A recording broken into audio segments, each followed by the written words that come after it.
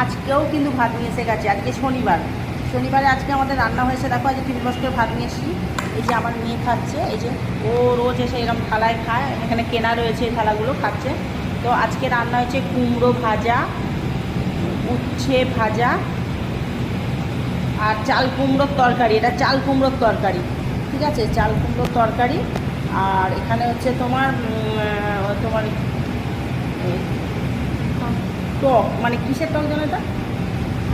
হ্যাঁ, আমড়া দিয়ে আর কচু, গাঠি কচু দিয়ে টক। আমার মেয়ে খায় আর কি। ব্যাস এই হচ্ছে আজকের রান্না। তো আমরা খাচ্ছি, দেখো।